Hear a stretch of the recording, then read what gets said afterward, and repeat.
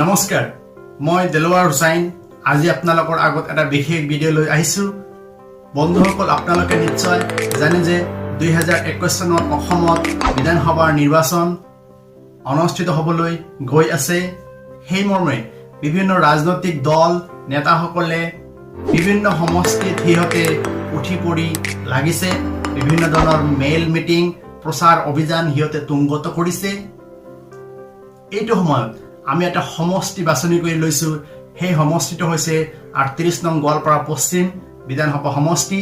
এই সমষ্টিটোত বিগত দিনত কোনটো ৰাজনৈতিক দলে নিৰ্বাচনত অংশগ্ৰহণ কৰি নিৰ্বাচনত জয়ী হৈছিল আৰু কোনজন জনপ্ৰতিনিধিয়ে অসম বিধানসভালৈ নিৰ্বাচিত হৈছিল সেইটো পুংখানুপুংখভাৱে আপোনালোকক জনোৱাৰ কাৰণে মই চেষ্টা কৰিম।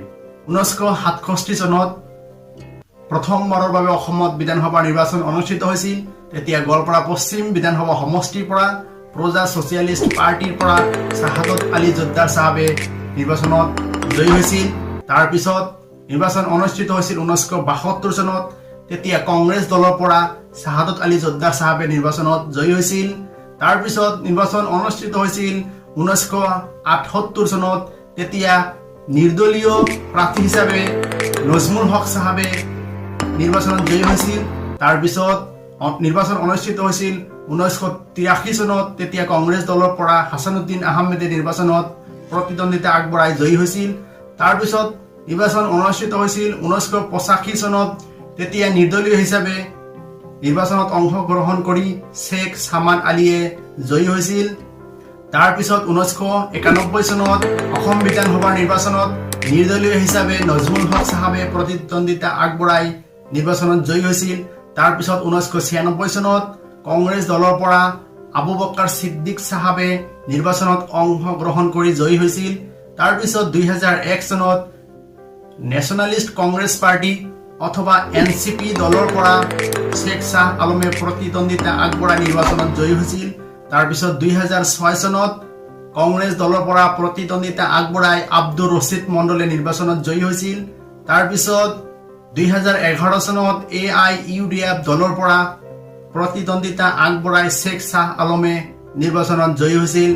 তাৰপিছত শেষত 2016 চনৰ অসম বিধানসভা নিৰ্বাচনত গোৱালপাৰা পশ্চিম সমষ্টিৰ পৰা কংগ্ৰেছ দলৰ পৰা প্ৰতিদ্বন্দ্বিতা আগবঢ়াই আব্দুৰ ৰছিদ মণ্ডলে দ্বিতীয়বাৰৰ বাবে নিৰ্বাচনত জয়ী হৈছিল। দেখা গৈছে যে বিগত সময়ছোৱাত গোৱালপাৰা পশ্চিম সমষ্টিৰ পৰা কংগ্ৰেছ দলে 5 বাৰ নিৰ্বাচনত জয়ী হৈছিল। নিৰ্দলীয় হিচাপে প্ৰতিদ্বন্দ্বিতা আগবঢ়াই 3 বাৰ নিৰ্বাচনত জয়ী হৈছিল। AIUDFে এবাৰ সমষ্টিখন দখল কৰিছিল। NCP তেতিয়া নতুন দল আছিল, তেতিয়া এবাৰ সমষ্টিখন দখল কৰিছিল। আৰু প্ৰজা ছচিয়েলিষ্ট পাৰ্টি তেতিয়াও নতুন দল আছিল, তেতিয়া এবাৰ আসন অলংকৃত কৰিব পাৰিছিল।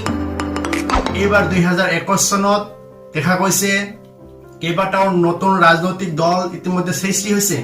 সেই সূত্ৰে ৰাইজৰ দল আৰু অসম জাতীয় পৰিষদেও গোৱালপাৰা পশ্চিম সমষ্টিৰ বিভিন্ন চুকে কোণে ঠাইত সিহঁতে মেইল মিটিং প্ৰচাৰ অভিযান আৰম্ভ কৰিছে।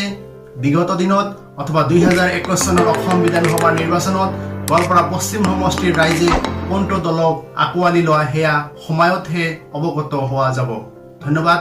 ভিডিঅ'টো ভাল লাগিলে লাইক, কমেণ্ট আৰু শ্বেয়াৰ কৰিব আৰু মোৰ ইউটিউব চেনেল DH পাব্লিকেশ্যন আপোনালোকে ছাবস্ক্ৰাইব কৰিব।